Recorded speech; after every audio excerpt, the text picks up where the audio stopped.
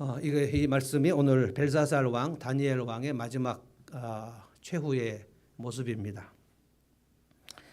벨사살의 인생 실격에 대해서 얘기하려고 합니다. 실격이라는 것은 불합격을 말하고 특별히 오늘 이 말씀에서는 하나님께서 벨사살을 보실 때 저울의 부족함이 달해서 미달이다. 미달. 실격, 미달, 불합격 판정을 받는 것입니다. 우리 인생 모두가 이제 하나님 앞에 이 판정을 받습니다. 성경은 우리 인생이 언젠가 끝난다라는 얘기를 하고 있고 여러분도 다 잘 아시죠? 모든 인생은 끝나는 날이 있습니다. 그리고 이 땅도 첫 하늘과 첫 땅은 끝나는 날이 있습니다. 그것이 우리 주님이 다시 오시는 날이고 그날 이후에 새 하늘과 새 땅이 있습니다. 그러니까 우리 인생은 마지막 날 최후의 평가가 어떻게 될 것인가 하는 것을 꼭 준비를 하셔야 되는데 오늘 벨사살은 그 최후의 평가에서 실격 판정을 받았습니다. 우리가 금메달 같은 거 올림픽 금메달 따고 났는데 이미 수상 다 하고 국기 올라가고 박수 받고 금메달 목에 걸었는데 거기에 도핑 테스트 같은 거 약물 같은 것이 혹시 있었나 보고 약물이 있어서 도핑 테스트에 불합격하면 그 금메달은 박탈입니다. 실격 처리가 됩니다. 이것이 이제 판정이거든요. 오늘 바벨론은 나라가 망하는 날인데 벨사살은 전혀 알지 못했습니다. 그리고 바벨론이 이것이 BC 538년인데요. 역사상 바벨론 제국은 538년에 무너집니다. 그리고 페르시아가 바벨론을 쳐서 정복을 합니다. 그리고 한 200년 정도 있다가 헬라가 지난주에 우리 말씀했는데 신상 얘기 쭉 했죠. 헬라가 페르시아를 쳐서 정복을 합니다. 헬라 제국이 한 300년 동안 있다가 로마가 헬라 제국을 쳐서 멸합니다. 그때 로마 시대에 로마 황제, 첫 황제 아우구스투스 때에 예수님이 태어나십니다. 이것을 이제 느부갓네살 왕이 꿈을 꾸었는데 해석을 못했죠. 바벨론의 지혜자들이 해석을 안 해도 못했죠. 그래서 다니엘이 이것을 해석을 해줍니다. 그런데 바벨론 왕 느부갓네살이 이 해석을 듣고 하늘의 하나님을 찬송을 했는데 그리고 그 다음날 자기가 그 금신상을 높이 30m짜리 금신상을 세우고 내가 바로 그 신상이다 라고 얘기하고 모두가 이 신상 앞에 절하라 라고 얘기합니다. 그리고 나서 이제 느부갓네살 왕 이후에 지금은 이제 오늘 이 본문을 그냥 읽어보면 느부갓네살 왕 이후에 바로 아들이 벨사살 왕처럼 되어 있는데 사실은 역사적으로 세 왕이 더 있습니다. 70년의 역사에서 한 5왕 정도가 갈리는데 이 벨사살 왕은 이제 느부갓네살 왕의 바로 아들은 아니고 그냥 그 자손이죠, 자손. 근데 오늘 이제 이 날 끝나는 날입니다. 오늘 이제 1절부터 이제 보면 사실은 이제 벨사살 왕 마지막 날 무슨 일을 벌였는가가 쭉 나오는데 이 벨사살 왕이 자기 왕국이 영원할 줄 알고 그날에 아주 엄청난 귀족들 1000명을 엄청난 홀에다가 초청해서 대단한 잔치를 베풀었는데 그날이 마지막 날이었어요. 잔치를 베풀고 있었는데 엄청난 일이 일어났습니다. 왕궁 벽면 석고보드에 손가락이 나타나서 무슨 글자를 쓰는데 이 벨사살 왕도 그렇고 그 지혜자들도 그 글자가 무슨 글자인지를 알지 못합니다. 그런데 그 손가락 글자에 써진 그것을 좀 이따가 말씀을 드릴 텐데 그게 이제 벨사살 왕을 향하여 너의 인생과 너의 제국은 오늘이 끝이다 라는 글자를 보게 됩니다. 우리도 마찬가지로 하나님께서 글자를 쓰셔서 말씀하시거나 아니면 직접 음성을 하실 때 너의 인생은 실격이다 라고 말씀하실 수도 있습니다. 오늘 그것을 우리가 절대로 듣지 않기 위해서 이 말씀을 지금 전하는 것입니다. 잘 읽어보면 벨사살 왕과 다니엘은 그 인생의 발자취가 정반대로 갑니다. 근데 벨사살 왕은 실격이고 그리고 다니엘은 합격입니다. 다니엘은 나라가 망했습니다. 예루살렘이 망하고 유다가 망하고 남의 나라 포로로 끌려온 다니엘의 인생은 합격입니다. 우리는 이제 나라가 망하면 이제 전쟁이나 엄청난 기근이 있거나 대형 재난이 있어서 나라가 망해서 남의 나라의 포로로 끌려가는 거 우리 인생의 우리는 지금 겪지 않았지만 우리의 조상들은 남의 나라 포로로 끌려가는 일이 많았고요. 임진왜란도 그랬고 병자호란도 그랬고 실제로 일제강점기에는 36년간 일본의 노예 상태에 있었고 그래서 다시 광복이 되었죠. 지금도 우리의 인생이 마치 내 나라가 혹시 망하면 어떨까 우리가 이제 이것을 염려합니다만 실제로 다니엘의 인생에는 나라가 망했습니다. 그러니까 나라가 망하면 그 인생이 망하는가? 성경은 그렇지 않다라고 얘기합니다. 굉장히 우리나라도 지금 상황이 안 좋고 세계 경제도 대단히 안 좋으니까 마치 이렇게 되면 내 인생은 끝이 아닌가라는 생각이 들겠지만 절대로 그렇지 않다. 다니엘은 합격이었다. 근데 벨사살은 실격이었다. 근데 오늘 벨사살을 중심으로 이제 볼 텐데 벨사살이 그 인생의 실격인 이유는 오늘 본문에 보면 두 가지로 나타납니다. 그는 어떤 기회가 있었는데 그가 마음을 낮추고 겸손할 기회가 있었는데 절대로 겸손하지 않았다. 기회를 저버립니다. 교만해요. 교만하면 그 인생은 하나님이 이 땅에서도 낮추시지만 마지막 날에 교만한 사람은 절대 예수 믿지 않거든요. 예수를 믿어도 교만하면 예수를 믿지만 예수 안 믿는 것처럼 살 수밖에 없어요. 하나님을 대적하면서 살아요. 그러니까 신자이지만 사실상 불신자 같이 살아서 그에게 성령이 존재하는가 그것을 거의 증거를 찾아볼 수 없을 정도로 이게 육에 속한 사람의 모습인데 우리 교회를 다니는 사람들 중에 굉장히 많습니다. 기회를 놓쳤어요. 그 다음에 이제 두 번째 더 심각한 건 이것입니다.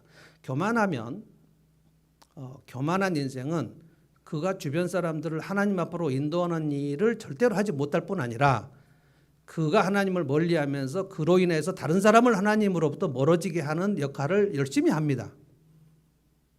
벨사살은 그 마지막 날 그 짓을 했어요. 두 가지 일을 했습니다. 기회를 놓쳐요.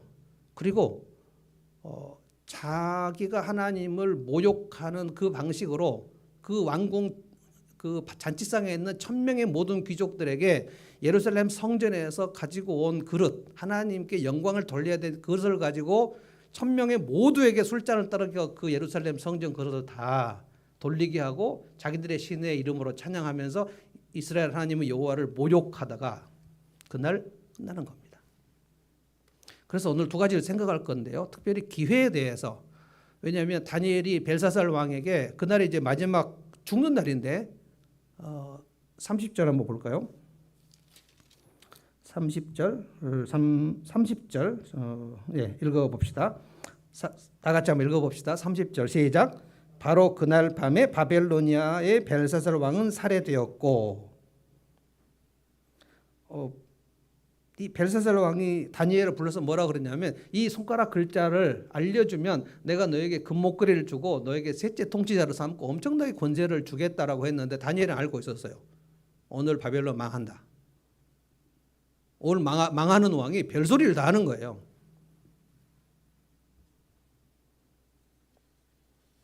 인생 실격은 기회를 놓칩니다. 어떠한 인생도 하나님께 돌아올 기회가 없지 않습니다. 지금 우리나라 하나님께 돌아올 기회가 엄청 많이 있습니다. 교회가 정말 많이 있고요. 그러나 좀 미안하게도 어느 교회나 쑥 들어가면 다 되는 건 아닙니다. 그럼에도 불구하고 자기 인생을 하나님 앞에 돌이킬 기회가 정말 많이 있습니다. 자, 1절부터 한번 제가 보겠습니다. 자기 성경 가지고 1절 한번 보십시다. 벨사살 왕이 귀한 손님 1000명을 불러서 큰 잔치를 베풀고 1000명과 더불어 술을 마셨다. 벨사살 왕은 술을 마시면서 명령을 내렸다. 그의 아버지 느부갓네살 왕이 예루살렘 성전에서 가져온 금 그릇과 은 그릇을 가져오게 하였다. 왕과 귀한 손님과 왕비들과 후궁들이 모두 그것으로 술을 마시게 할 참이었다. 한참 동안 이 잔치를 벌이고 있었는데 5절 보면 갑자기 사람의 손이 나타나 촛대 앞에 있는 왕궁 석고 벽 위에다 글을 쓰기 시작하였다. 여러분 갑자기 사람의 손이 나타나서 글을 쓴다. 이게 지금부터 2500년, 2600년 전 얘기거든요. 사람의 손가락이 벽에 글을 쓴다. 오늘날 21세기에 우리 4차 혁명 시대에 사는 사람들은 이게 레이저 빔이라는 사실을 다 알고 있습니다. 레이저 빔입니다. 저는 그렇게 생각됩니다. 갑자기 손가락에 나타나서 왕궁 석고 보드에다가 글을 써요. 2500년 전에는 이것을 상상할 수 없습니다. 굉장히 무서운 일이죠. 하나님이 레이저 빔을 모르실 것인가? 하면서 글을 쓰는데 손가락이라고 되어 있는데 하여간 그게 정말 사람의 손가락이 어떤 형상인지 우리는 알 수 없어요. 그러나 그것을 보는 벨사살 왕, 그리고 처음에는 이제 다 잔치를 하니까 1000명이 여러분 잔치를 하면 엄청납니다.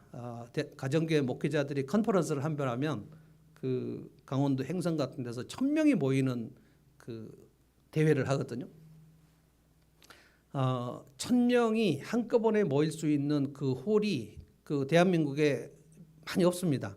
그래서 이제 지난 횡성에서 우리 윌리 거기 항상 이름이 헷갈려요. 웰리 힐린가 하여간 거기에 컨퍼런스를 지금 지난 봄에도 하고 이번 가을에도 하고 그 대형 홀, 그 대연회 홀에 1000명을 수용할 수 없어요. 그래서 그 호텔에서 어떻게 했냐면 그 체육관, 엄청난 체육관을 개조해 가지고 1000명이 들어가도록 했는데 그 1000명이 다 못 들어가니까 테이블을 못 하고 그냥 의자만 따다다다 해가지고 1000명을 수용해요. 그래서 대단히 지금 그 1000명이 들어가는 상태가 그렇게 취약합니다.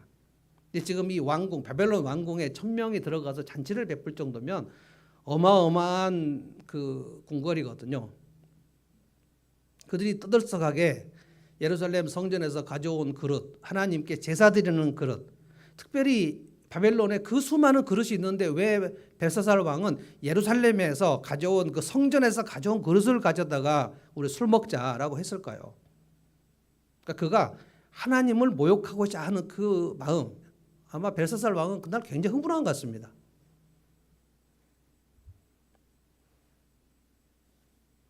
이 벨사살 왕이 그 왕궁의 그 벽 석고보드에 쓰인 손가락의 글씨를 보고 얼마나 놀랐는가를 제가 읽어드릴게요. 5절, 6절. 그런데 바로 그때 갑자기 사람의 손이 나타나더니 촛대 앞에 있는 왕궁 석고 벽 위에다 글을 쓰기 시작하였다. 왕은 그 손가락이 글을 쓰는 것을 보고 있었다. 그러다가 왕의 얼굴빛이 창백해지더니 공포에 사로잡혀서 넓적다리의 힘을 잃고 무릎을 서로 부딪히며 떨었다.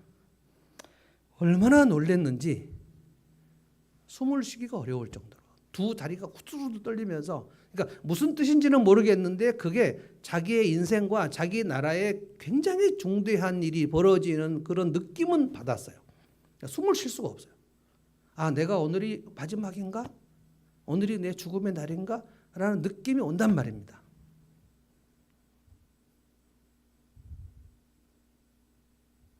저는 이것이 그 시간에 벨사살 왕에게 온 극도의 공황장애 증상이었다 봅니다. 공황장애 증상의 핵심은 뭐냐면 숨을 쉴 수 없는 거거든요.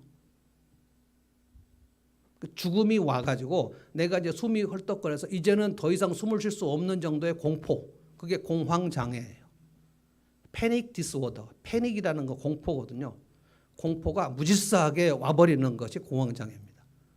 저는 지금 공황장애 환자들 계속 지금 상담하면서 치료하고 있는데 심한 분들은 그 몸이 마비 같아요. 그 몸이 이렇게 서서히 마비가 되는 느낌이 와요. 아, 내가 이제 죽는구나. 그래서 푹 쓰러집니다. 그래서 공황 발작이라는 말도 씁니다. 저는 그 용어는 쓰고 싶지 않은데 증상이라고 말하고 싶은데 많은 신경정신과 사람들은 공황 발작. 그래서 이제 환자들에게 발작이 언제 왔습니까? 이렇게 물어보는데 저는 그 용어를 좀 안 쓰고 싶어요. 근데 실제로 운전하다가도 그런 증상이 오고 지하철이나 비행기 타다가도 그런 증상이 오기 때문에 한번 그런 증상이 오면 가장 무서운 게 뭐냐면 언제 올지 모르는 예기 불안. 아, 내가 혹시 또 지하철에 타고 가다가 사람들 앞에서 그렇게 되면 어떻게 되지? 비행기 타고 가면 어떻게 되지? 엘리베이터 안에 들어가서 하면 어떻게 되지? 그 불안감이 계속 그를 괴롭혀가고 일상이 불가능해지는 증상입니다. 벨사살은 얼굴빛이 하얗게 질려버렸다 그랬어요. 그리고 두 무릎이 막 떨렸다 그랬어요. 딱 죽음 직전의 상태거든요. 이런 날이, 이런 인생의 마지막 날이 누구에게나 갑자기 옵니다. 저는 여러 번 그 사고에 대해서 말씀을 드리는데요. 사고나 재난이나 참사나 이런 것들이 갑자기 오거든요. 내 비즈니스가 부도를 맞을 때도 있고, 믿었던 사람들에게 배신을 당할 때도 있고, 그럼 아주 쫄딱 망하는 겁니다. 어제도 제가 우리 교회 아닌 다른 분하고 상담하는데 그런 고백을 했어요. 50대에 아주 잘 나가시는 남자분인데 집사님이고요. 그분이 목사님, 제가 이번에 큰 걸 깨달았습니다. 한번 하나님이 불어보시면 다 날아간다는 사실을 깨달았다는 거예요. 그래서 집사님 대단한 걸 깨달았네요. 한번 불어버리시면 그냥 다 날아가는 거거든요. 근데 교만한 인생은 절대로 그런 일이 나한테 안 일어날 거라고 생각해요. 내 건강, 그래서 건강한 사람은 절대 병원에 안 가지 않습니까? 그러다가 폐암 말기 뭐 이런 게 선언이 되고, 그때 이제 그 공황장애가 증세가 또 오는 거. 내 인생에 왜 폐암이 왔지? 그러니까 폐암 때문에 죽는 게 아니고 뭐 죽는 경우도 있지만 그 폐암이 온 것에 대해서 이 심리적으로 이 소화가 안 되는 거. 이게 왜 나한테 왔을까? 여러분, 재난은 사람을 가리지 않습니다. 제가 여러 번 말했지만 예수님 열심히 믿으면 재난이 오지 않는다는 성경에 약속이 없어요. 예수를 열심히 믿으면 그 재난을 견디고 이긴다는 말씀은 있어요. 근데 재난이 안 온다는 말씀은 없어요. 우리가 아직 인생의 끝이 아니기 때문에 여러분이 예배를 드리고 하나님의 말씀을 듣는 시간은 인생의 끝이 아닌 시간입니다. 그래서 기회가 있어요. 근데 지금 벨사살은 오늘 기회가 없었다는 거예요. 자, 24절로 한번 가보겠습니다. 24절에 다니엘이 이제 이 벨사살 왕 앞에 이 얘기를 합니다. 그러므로 하나님이 손을 보내셔서 이 글자를 쓰게 하신 것입니다. 하나님의 손가락입니다. 기록된 글자는 바로 메네, 데겔, 바르신. 26절 적겠습니다. 그 글자를 해석하면, 여러분 다니엘서를 보면 해석이라는 말이 정말 많이 나오는데 다니엘만 이 해석을 합니다. 왜냐하면 하나님이 하시는 일을 다니엘에게만 보여줘요. 이게 계시입니다. 계시. 바벨론의 지혜자들이나 술객들은 절대로 그 해석을 하지 못합니다. 느부갓네살도 해석을 하지 못해요. 벨사살도 해석을 하지 못해요. 그러니까 내게 오는 일을 해석하지 못해요. 다니엘이 이것을 해석합니다. 메네는 하나님이 이미 임금님의 나라와 시대를 계산하셨는데 계산이 끝났다. 그래서 너는 끝이다. 데겔, 임금님이 저울에 달리셨는데 무게가 부족함이 드러났다는 것입니다. 미달이다. 바르신, 페레스라는 뜻인데요. 임금님의 나라는 둘로 쪼개진다라는 뜻입니다. 그러니까 메네 두 번 하죠. 메네 이거는 끝났다. 너는 끝이다. 너는 오늘 아웃이야. 이런 뜻입니다. 너는 오늘로 끝이다.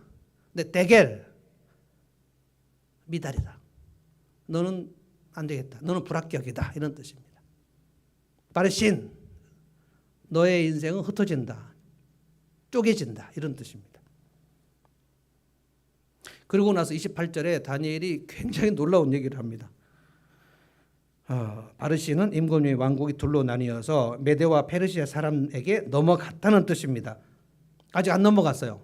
근데 지금 잔치 중인데 다니엘이 벨사살에게 오늘 메대와 바사, 페르시아, 메대 바사는 연합군으로 그날 침공을 하고 있었습니다. 바벨론 왕궁으로. 그런데 벨사살은 잔치를 벌이고 있었어요. 이것이 인생에 망하는 사람의 아주 큰 특징입니다. 굉장히 행복하게 인생을 보내고 있는데 갑자기 망하는 거거든요. 그래서 우리 헐리우드 영화를 보면 큰 해일이나 무슨 지진이나 일어날 때 항상 영화의 처음은 대단히 행복하게 노는 모습으로 나타나요.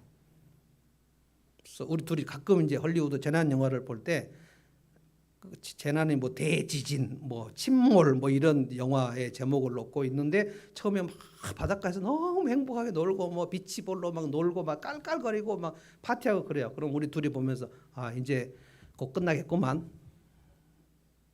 막 해일이 몰려오거나 그런데 그 시간에 해일이 몰려올 때 막 즐겁게 막 파도 타는 사람들도 있고 항상 그렇게 돼요. 자, 이걸 생각을 해봐야 돼요. 오늘 벨사살은 왜 끝인가? 왜 실격인가? 오늘 왜 인생이 쪼개지는가? 하나님께서 우리에게 하실 말씀이 없겠습니까? 그 이유를 다니엘이 벨사살 왕에게 설명하는데 이게 기가 막힙니다. 22절로 가보십시다. 22절. 당신은 기회를 놓쳤다는 거예요. 느부갓네살의 아드님이 벨사살 임금님은 이 모든 일을 아시면서도 마음을 겸손하게 낮추지 않으시고, 이 모든 일을 아신다는 게 뭡니까? 느부갓네살 왕의 일, 느부갓네살 왕의 일을 좀 자세하게 설명을 했어요. 느부갓네살 왕이 바벨론 제국을 강성하게, 그 아버지 때에 이제 바벨론을 일으켰는데 느부갓네살 왕이 그 바벨론 제국을 완전히 일으키고 느부갓네살 왕 때에 유다 예루살렘이 완전히 망하고 지금 다니엘이랑 다 포로로 잡아오지 않았습니까? 그때 여기 다니엘서에 그 느부갓네살의 교만이 나옵니다. 그래서 자기가 바벨론 왕궁을 거닐면서, 예전에 왕궁은 다 옥상에 있었죠. 옥상 위에서 이렇게 얘기하면서 이 바벨론의 모든 영광과 권세는 내 힘과 내 능력으로 한 것이 아니냐, 그렇게 얘기를 하고 있었는데 갑자기 하늘에서 너의 인생은 오늘 낮춰진다 라고 하시는 소리가 들렸고, 그리고 그날 그 정황을 우리는 정확히 모릅니다. 다니엘서에 나와요. 그가 왕궁에서 쫓겨나 가지고 7대, 이것이 7대가 7년인지 어쩐지는 알 수 없어요. 한동안 그가 왕에서 쫓겨나 가지고 마치 짐승처럼 풀을 먹으면서 하늘이 이슬에 젖어서 그렇게 살고 있었던, 인생이 완전히 폐인된 시간이 있었다는 거예요. 그런데 그때 이 바벨론 제국을 내 힘으로 세운 것이 아니고 하늘의 하나님이 나에게 잠깐 이 권세를 맡기신 것이구나 하는 그 깨달음이 잠깐 와요. 근데 느부갓네살이 완전히 회개하진 않습니다. 잠깐 옵니다. 잠깐.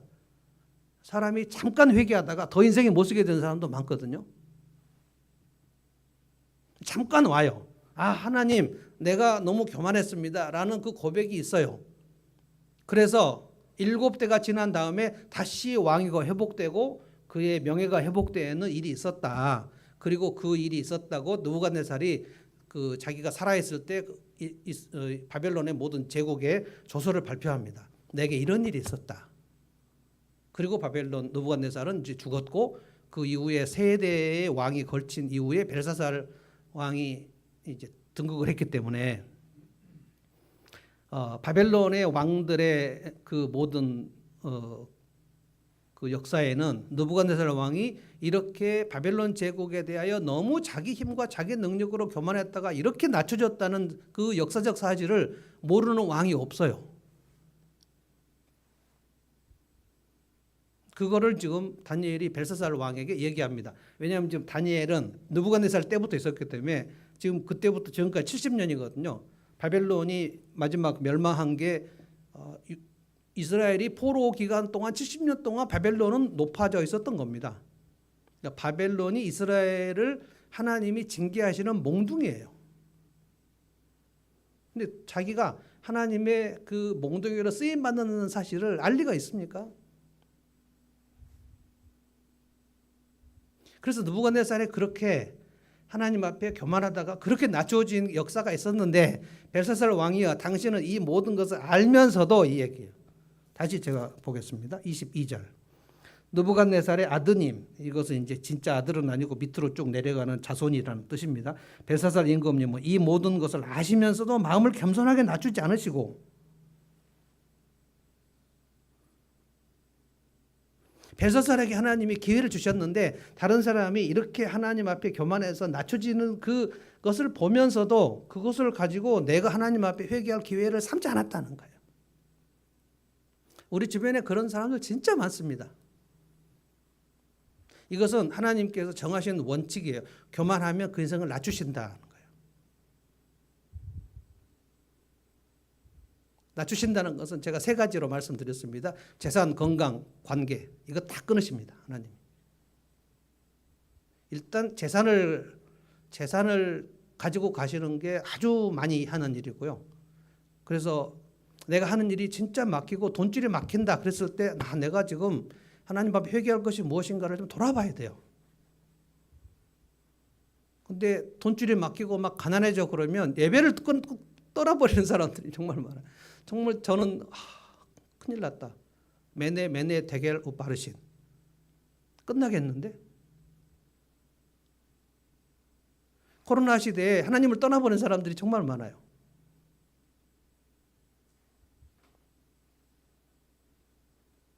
그래서 그렇게 하나님 앞에 교만하다가 낮춰지는 인생들이 정말 많습니다. 근데 그것을 보고 느부갓네살의 그 케이스를 보고 내가 하나님 앞에 회개하고 겸손해야 되겠다 하는 기회를 잡지 않고 그 기회를 놓쳐버렸다는 거예요. 기회는 오늘 또 우리에게 얼마든지 있습니다. 우리 인생에 치유될 기회가 있고요. 우리 인생에 회복될 기회가 있고요. 라합도 평생 창녀였는데 회복이 됐고요. 세리 삭개오는 평생 동안 남의 것 뜯어먹고 아주 그 집은 죄인의 집에 악명이 높았는데 그 삭개오의 집이 완전히 여리고의 회복센터가 돼버렸고요. 그래서 정말 성경에서 제일 흉악한 죄인 두 사람을 얘기하라면 세리와 창녀입니다.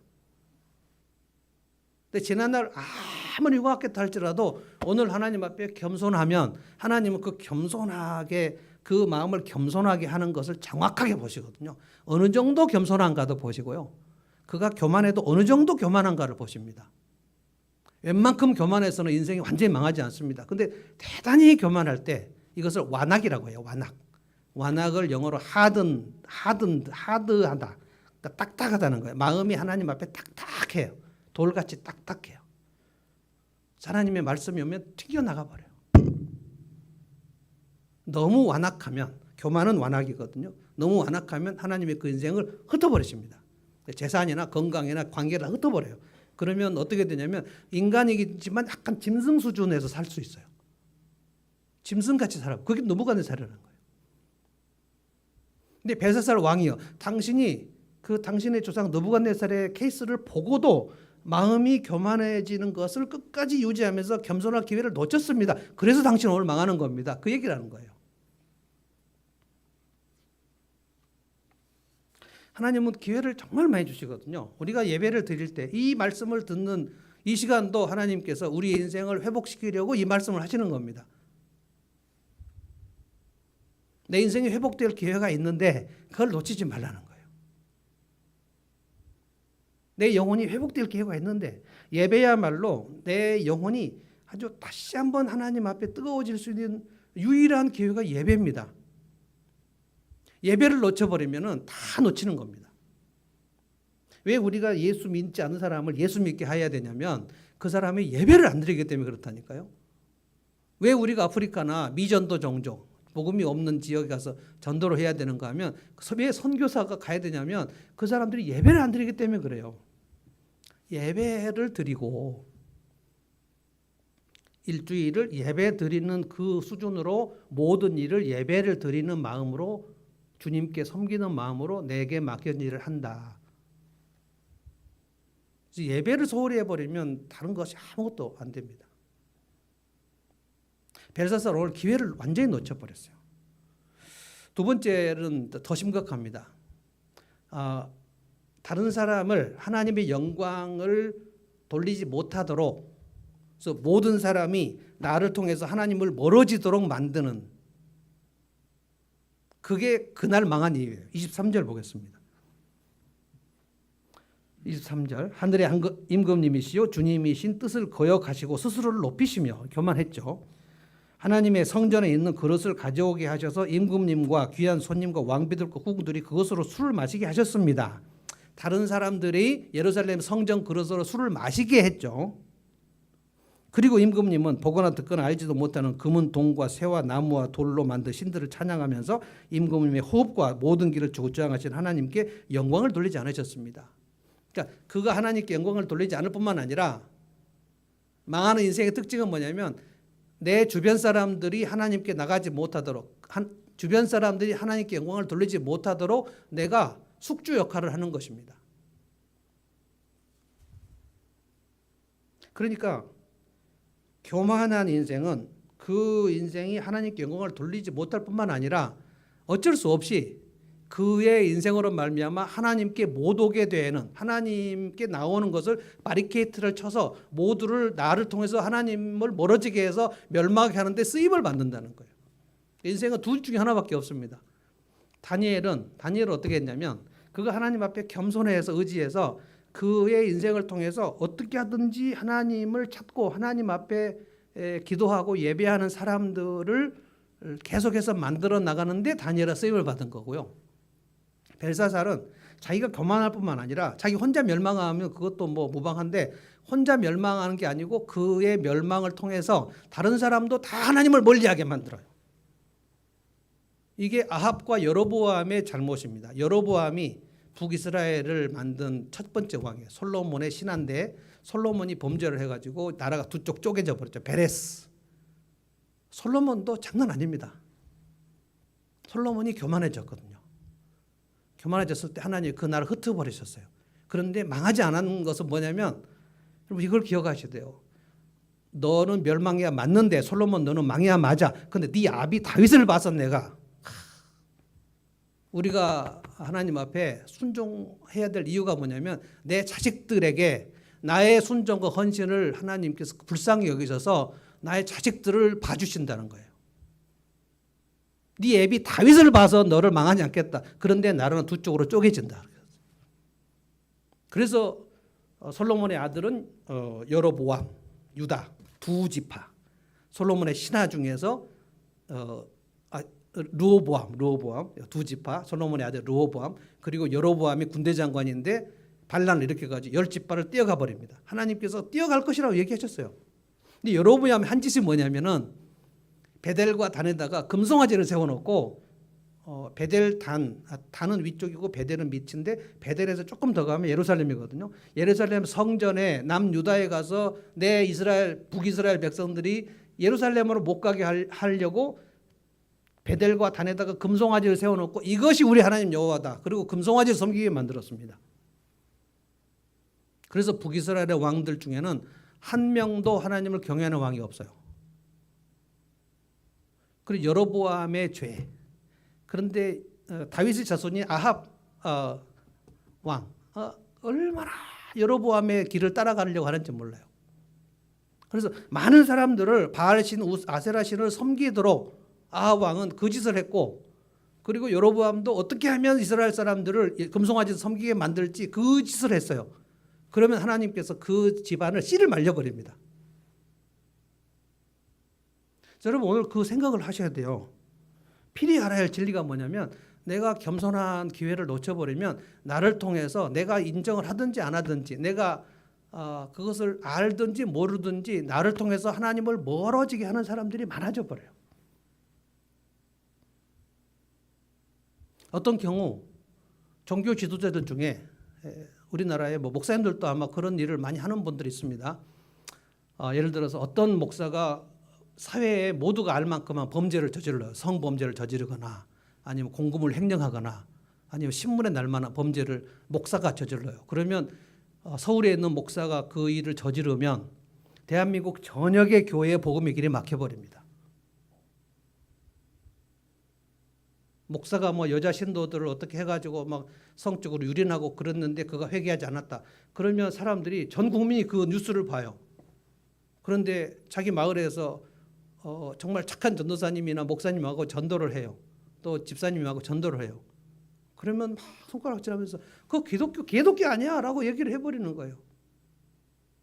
그러면 그 범죄를 저지른 그분이 내가 대한민국 전역의 복음을 막는 길을 내가 해야 되겠다고 결정을 한 게 아닙니다. 복음의 길을 막아버려요. 내가 정신을 차리고 있지 않은 사이에 내가 내 주변에 하나님께 나오는 길을 내가 막아버린다니까요. 그러니까 둘 중에 하나예요. 다니엘이 길로 갈 것인가 벨사살의 길로 갈 것인가.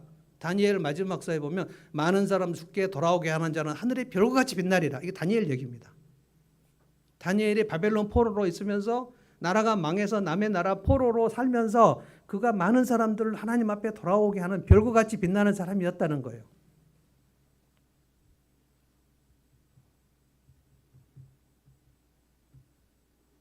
우리가 하나님 앞에 예배를 드리는 것을 진짜 소중히 여겨야 될 이유가 여기 있습니다. 내가 목숨을 걸고 예배를 드리고 예배하는 주일날 모여서 예배를 드리는 것, 이것을 어떤 것보다도 소중히 여기게 되면 내 주변 사람들에게 예배는 진짜 소중한 것이구나 라는 교훈을 전달하게 됩니다. 우리 자녀들에게도 전달하게 됩니다. 그런데 내가 예배 드리는 일에 대해서 소홀히 여기면 하나님보다 더 중요한 것이 있는 거죠. 그러면 우리 자녀들이나 내 주변 사람들에게 나의 삶의 가치관을 전달합니다. 그래, 예배는 되게 중요하긴 하지만 저 사람이 더 중요한 일이 생기면 예배를 빠지는구나.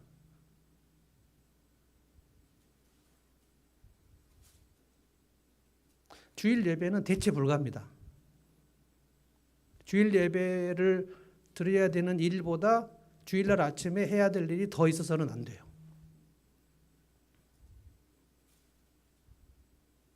특별히 예수 그리스도를 믿는 초대교회 성도들은 주일이 주님의 날이다. 이래서 안식일을 지키지 않냐고 주일로 옮겼습니다. 목숨 걸고 지켰어요. 주일을 지켜요. 구약 백성들은 안식일을 목숨 걸고 지켰어요. 안식일을 지키지 않는 사람들은 모세율법에 쳐 죽이라 그랬어요. 그러니까 그 의미가 똑같습니다. 주일 예배를 드리지 않는 자는 구약 안식일로 말하면 모두가 모여서 돌로 쳐 죽이라고 했어요. 돌로. 왜냐하면 하나님을 소홀히 하는 그 일이 모두에게 전파될까 봐. 하나님을 소홀히 하고 경홀히 여기고 만홀히 여기는 일이 모두에게 전파되지 않도록 하기 위해서 그 공동체에서 격리시키는데 돌로 쳐 죽여서 격리시키라 그랬어요. 엄청나게 무서운 일입니다. 그러니까 우리가 그냥 요즘에 썬데이 크리스찬, 저는 옛날에 썬데이 크리스찬을 좀 얕봤는데 썬데이 크리스찬이라는 게 썬데이마다 예배 드린다는 거예요. 굉장히 높은 수준입니다. 썬데이 크리스찬이. 그냥 예배 좀 드리고 매주 예배 드리는데, 그리고 불신자들이 우리한테 얘기하는 게 그 매주 예배 1년 365일 52주 매주 예배 드리냐, 좀 이렇게 원래로 하면 안 돼. 주 1회 월 1회나 2회 하면 안 되냐. 이해가 안 되죠. 매주일마다 뭐 때문에 저를 가서 예배를 드리는가. 근데 우리는 그렇지 않습니다. 우리 주님의 날이에요. 주님의 날은 예배를 드리는 날입니다. 그러니까 이것을 양보하면 그 마지노선이 무너지는 겁니다. 근데 문제는 뭐냐면 내가 예배를 소홀히 함으로써 내 주변 사람들에게 예배는 그냥 시간이 있으면 드리는 것이구나 하는 인식을 심어준다면 나도 하나님께 영광을 돌리지 않을 뿐만 아니라 다른 사람은 하나님께 영광을 돌리는 일을 차단하는 일이 된다는 거예요. 이러면 벨사살이 된다는 겁니다. 굉장히 중요한 얘기가 지금 이거예요. 벨사살 왕이시여, 당신이 예루살렘 성전에서 가져온 그 그릇을 가지고 혼자만 술 먹은 게 아니고 그 1000명이 되는 귀족들에게 모두 술을 마시게 했는데 그 성전 그릇으로 술을 마시게 한 것, 이것이 당신이 오늘 망하는 이유다는 거예요. 악의 통로가 될 것인가, 복음의 통로가 될 것인가. 우리가 복음의 통로가 되는 것을 매일매일 결단하지 않냐면 악의 통로가 되는 것은 자연스럽게 돼버려요. 그래서 하나님께서 그날 벨사살을 죽이셨다. 그리고 바벨론 제국 그날 망했다. 이게 오늘 우리에게 얼마나 큰 메시지를 주는지 몰라요. 첫 번째는 기회를 던져버리지 말라는 거예요. 내 인생이 회복될 기회를 하나님이 주셨을 때 그 기회를 잡으라는 거예요. 무슨 기회입니까? 겸손해질 기회를 잡으라는 거예요. 겸손해질 기회. 교만하지 않는 인생이 없습니다. 다 우리는 교만해요. 그런데 이 교만한 것을 깨닫고 내가 겸손해질 기회. 혹시 하나님께서 나의 교만을 보시고 내 인생의 어느 한 부분들을 지금 징계하시고 훈육하시는지를 보셔야 된다는 거예요. 벨사살은 그 자기 조상 느부갓네살이 교만해서 짐승처럼 그렇게 낮춰지는 것을 보고도, 이것을 알고도 회개하지 않았다. 벨사살은 지금 하나님 백성이 아닙니다. 바벨론 왕입니다. 그런데 다니엘이 당신이 하나님께 회개하지 않았다는 거예요. 그러니까 지금 우리가 불신자 VIP들에게 우리가 직접적으로 이렇게 말을 하기에는 좀 미안하겠지만 사실상 우리 마음으로는 당신이 지금 교만하여 하나님 앞에 돌아올 기회가 있는데 당신이 계속 교만하면 당신은 그 교만으로 인해서 망한다. 예수를 안 믿고 죽으면 영원히 망하는 거거든요.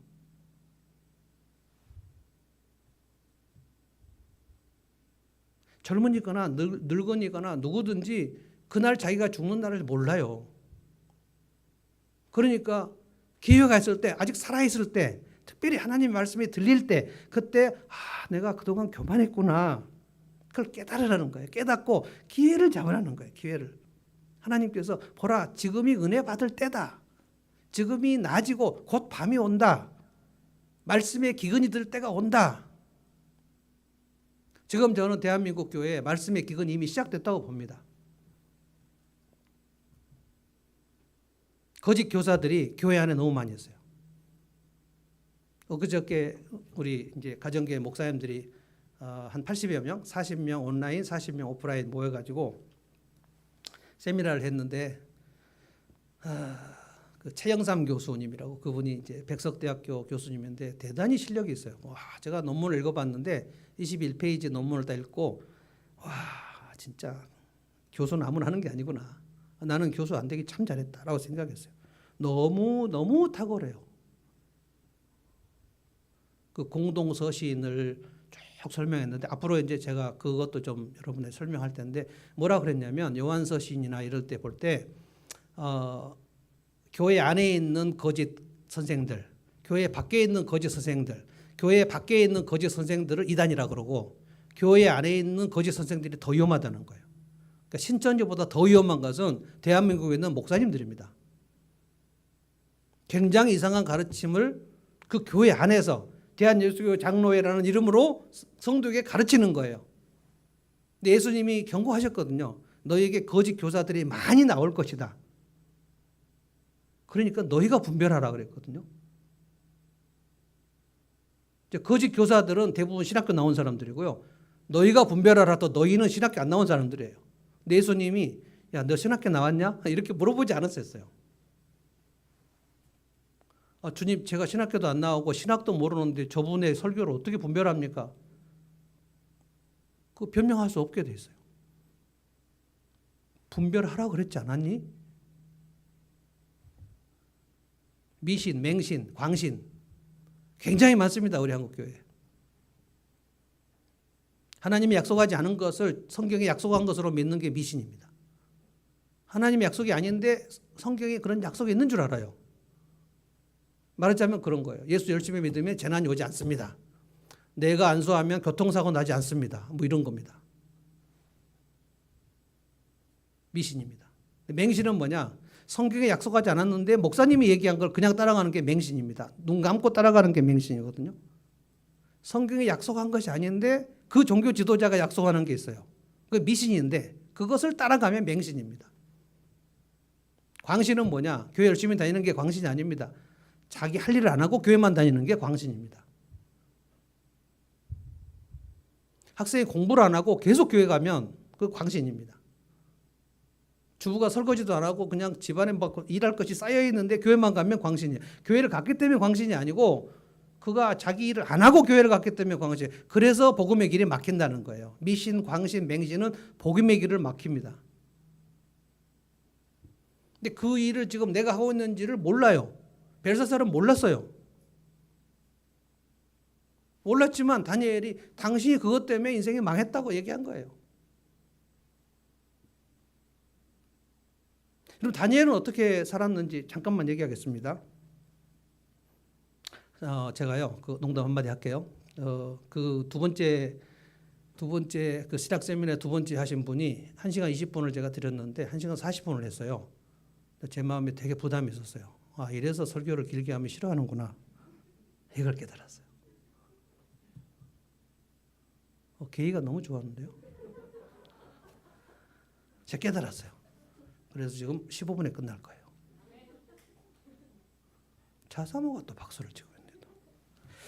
자, 다니엘은 어떻게 살았는가? 다니엘은 정반대로 살았어요. 나라가 망했는데 나라가 망했다는 거는 여러분 우리나라 대한민국이 망했다고 생각해 보세요. 다른 나라 속국이 됐다고 생각해 보세요. 그러면 내가 믿음을 지킬 무슨 그 용기가 대부분 나겠습니까? 대부분 신앙을 팔아먹습니다. 일본 식민지 있을 때 한국 성도들 대부분이 신앙을 팔아먹었습니다. 일본에도 복음이 들어왔을 때 그 일본의 그 권력자들이 이 가톨릭과 개신교를 엄청 핍박했고요. 그래서 일본의 성도들도 굉장히 복음을 팔아먹었습니다. 그것을 써놓은 책이 침묵이라는, 엔도 슈샤쿠의 침묵이라고 하는데, 여러분 넷플릭스에 보면 침묵이라는 그 영화가 나옵니다. 굉장히 잘 됐습니다. 근데 마음이 되게 아파요. 그 일본 성도들이 자기의 믿음을 어떻게 변절하는지에 대해서, 그리고 나중에는 가톨릭 신부가 믿음을 변절합니다. 그래서 나라가 망하면 그 믿음을 지킨다는 것이 대단히 어려워요. 그래서 대부분 믿음을 다 버립니다. 다니엘은 나라가 망했는데 포로로 잡혀갔는데 바벨론의 그 엄청난 제국 앞에서 믿음을 잃지 않아요. 그리고 새 친구들과 함께 우리가 신상에 저라면 어떻게 되는가에 대해서 얘기하면서 함께 우리 기도하자라고 얘기하면서 기도의 동지들을 모아가지고 함께 기도하고 절대로 그 믿음이 굴복되지 않아요. 이거를 남은 자라고 합니다. 남은 자. 그래서 다니엘을 보고 저는 그 이후에 모르드게나 에스더 같은 사람이 바벨론 포로로 사로잡힌 우리 다니엘, 그때 다니엘이 총리였거든요. 다니엘 총리가 저렇게 남의 나라 포로로 사로잡혀서 70년 동안 믿음을 굳건히 지키는 것을 보고 하루에 3번씩 기도하면서 믿음을 지켰거든요. 그것을 보고 바벨론에 있는 그 포로들이 야, 우리 다니엘 같이 신앙생활 하자. 그 믿음의 본보기가 됐단 말이에요. 자, 그러면 벨사살 왕과 다니엘은 정반대 인생을 산 거 아닙니까? 세계 최고의 권력을 가지고 있으면서 교만해서 겸손할 기회를 놓치고 많은 사람들에게 하나님의 영광을 가리우도록 예루살렘 성전 그릇을 가져다가 모두에게 술을 마시게 하고 자기도 하나님 영광을 가리우고 자기가 하나님 영광을 가르칠 뿐만 아니라 다른 사람도 하나님 영광을 가리도록 하는 악의 도구로 써져 버리는 거죠. 다니엘은 나라가 망했는데 믿음을 지켰고 겸손하게 주님을 의지했고 그리고 다른 사람들에게 계속 그 굳건한 믿음을 전파하는 데 쓰임을 받았던 복의 통로였다는 거예요. 여러분 이 두 모델 중에서 우리가 어디로 가야 할 것인가는 명확하지 않습니까? 우리 대한민국 상황이 되게 안 좋고 지금은 마지막 때가 성큼 다가왔습니다. 코로나 시대에는 마지막 날이 훨씬 가까운 겁니다. 저는 여러분이 벨사살을 따라가지 않기를 바랍니다. 절대로 벨사살을 따라가서는 안 돼요. 근데 넉넉고 있으면 따라가게 됩니다. 우리 모두는 교만하기 때문에 내가 겸손할 기회를 붙잡아서 하나님께 부르짖어야 될 기회를 잡고 인생 회복될 기회를 잡고 내 인생에 치유될 기회를 잡고 내 영혼이 일어날 기회가 있고 얼마든지 하나님이 기회를 주신단 말이에요. 근데 계속 기회를 주시지 않습니다. 어떤 시간에 그 기회를 계속 놓친 사람에게는 그 기회가 끊어집니다. 그날이 망하는 날입니다. 어떻게 쓰지 나를 통해서 누군가가 하나님께 오도록 애를 쓰지 않으면 나를 통해서 복음의 길이 막히는 길로 갈 수밖에 없어요. 여러분이 뭐 생각하셔야 될 게 있어요. 나를 통해서 누가 믿음이 생겼고 나를 통해서 누가 영적으로 힘을 얻었는가. 나를 통해서 당신 때문에 내가 하나님을 알게 됐고 당신 때문에 예수를 믿게 됐고 당신 때문에 내가 하나님을 좀 더 가까이 알게 됐고 당신 때문에 내 삶이 변화됐다. 이렇게 말한 사람 내 주변에 지금 몇 명인가. 어떤 사람은 아무도 없을 수도 있어요. 아무도. 인생 오랫동안 살아고 교회 아무리 다녀도 아무도 없을 수도 있어요. 자, 그런 사람들은 실명이 생각이 안 나면 깊이 생각하셔야 돼요. 혹시 나로 인해서 하나님을 멀리하게 된 사람들이 있지 않을까? 그들이 다 나한테 와서 너 때문에 하나님 안 믿는다라고 얘기하지 않습니다. 그런데 지금 제가 상담을 해보면 어린 시절에 교회 다녔는데 그 교회에서 상처를 받아가고 안 나오게 됐다고 말하는 사람 진짜 많습니다. 어떤 장로님, 어떤 목사님, 권사님 그분이 나한테 사기를 쳐가지고 정말 제가 마음에 쓰라린 상처가 있어가지고 목사님이 나를 막 이상하게 해가지고 그분들이 지금 기억을 하겠습니까? 일주일 내내 생각을 해보셔야 돼요. 나로 인해서 주님 앞에 돌아온 사람이 누가 있었는가?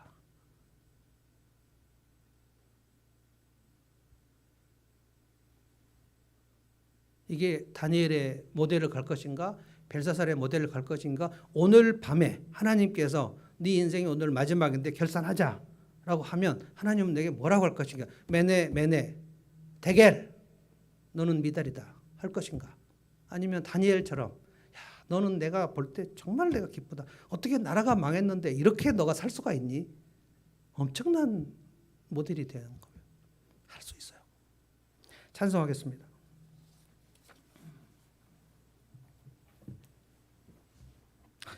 우리 찬송 535장 이 찬송 한번 하겠습니다. 제가 이 말씀을 준비하면서 이 찬송 한번 해야 되겠다. 주 예수 대문 밖에 기다렸었으나 단단히 잠가두니 못 들어오시네. 내가 예수 믿지만 요한복음에 내가 문 밖에 서서 두드리노니 누구든지 문을 열고 그러면 내가 들어가리라. 이 말씀은 신자들에게 하신 말씀입니다. 우리 대부분 복음 전도할 때 이 말씀 내가 문 밖에 두드리는 이거 제가 복음 전도할 때도 쓰는 말입니다만 문맥상 신자에게 하는 말입니다. 찬송하겠습니다.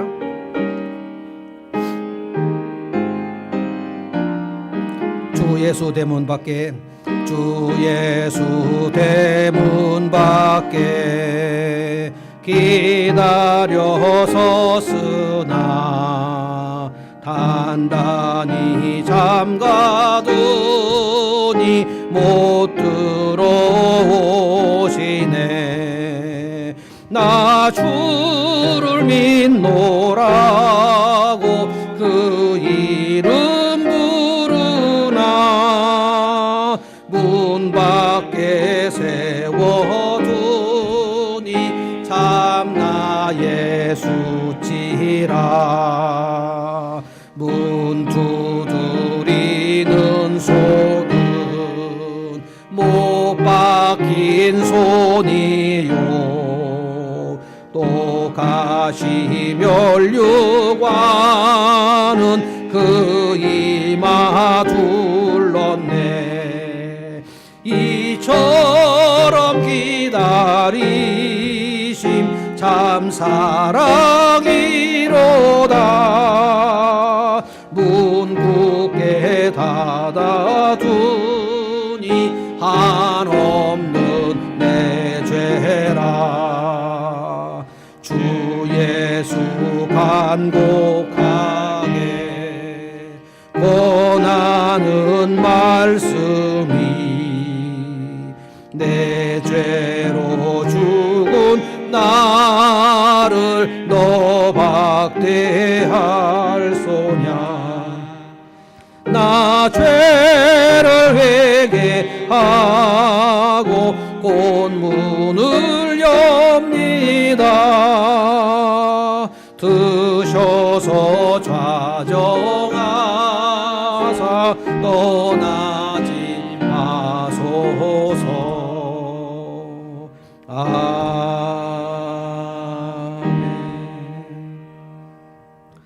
기도하겠습니다. 하나님 감사합니다. 오늘 저희가 벨사살의 인생 실격에 대하여 묵상했습니다. 그날 마지막 날, 최후의 날, 그날 목숨을 잃고 나라를 잃고 역사에서 바벨론이 사라지는 그날, 벨사살은 아무것도 알지 못하고 잔치를 베풀고 흥청망청 예루살렘 성전 기명을 가져다가 자기 신들의 이름을 찬양하며 1000명의 귀족들에게 그 예루살렘의 성전 그릇을 술잔으로 돌리다가 그 인생이 망했던 것을 생각했습니다. 주님, 기회가 있었는데 기회를 놓쳤던 벨사살을 생각합니다. 자기도 하나님을 멀리하고 하나님의 영광을 빼앗을 뿐만 아니라 다른 사람들의 하나님께 나오는 길도 차단해버렸던 벨사살의 왕, 그 왕의 인생 최후의 메네 데겔 우바르신, 주님께서 그 인생을 평가하실 때 너는 실격이다. 모든 것을 박탈한다. 우리가 오늘 밤 인생이 끝나고 하나님께서 최종 평가하신다면 나는 어떨까 우리가 생각합니다. 주님, 우리가 다니엘의 인생을 생각하면서 나라가 망했고 포로로 끌려왔으나 70년간 끝까지 믿음을 지키며 그 주변 사람들에게 하나님을 전파하며 여호와 신앙을 전파했던 사람, 많은 사람을 주님 앞에 돌아오게 하는 자는 별과 같이 빛나리라 약속하신 그 약속을 지켰던 사람, 그 다니엘의 인생을 저희가 살아보기를 소원합니다. 주님, 우리가 오늘 기회를 잡기 원합니다. 내 인생이 회복될 기회를 잡기 원합니다. 내 영혼이 회복될 기회를 잡기를 원합니다. 내가 다시 주님 앞에 부르짖을 기회를 찾아 그 부르짖는 대열에 들어가기를 원합니다. 주님 예배할 기회를 찾기를 원합니다. 내가 누구를 섬길 기회를 찾아서 그 기회를 붙잡기를 원합니다. 그리하여 내가 주님 앞에 돌아와 내가 주님께 영광을 돌리는 그 모습을 보고 나를 통하여 주님 앞에 돌아온 사람들이 있기를 원합니다. 주님 아직 기회가 있는데 주님 마지막 때 주님께서 참으로 기뻐하실 만한 사람으로 저희가 인생 살기를 원하오니 주님 우리를 불쌍히 여겨주시고 우리의 영혼을 새롭게 하여 주옵소서. 예수님의 이름으로 기도하옵나이다. 아멘.